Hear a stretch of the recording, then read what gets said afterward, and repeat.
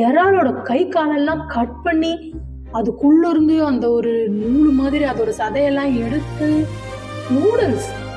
நூடுல்ஸை எடுத்துட்டு வந்து அந்த நூடுல்ஸ்குள்ள என்னென்ன பண்றாங்க பாத்தீங்களா? ஐயோ முடியல மக்களே.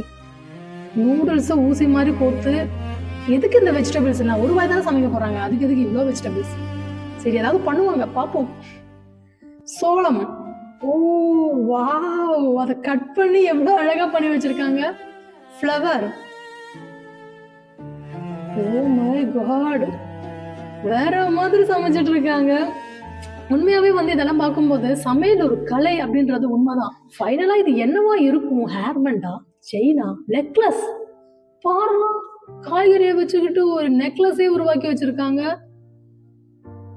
வாவ், இது என்னது? கொஞ்சம் சாஸ், அதை சுத்தி கொஞ்சம் நூடுல்ஸ், அதுக்கு மேல இந்த நெக்லஸ் பயங்கரமா இருக்குல்ல.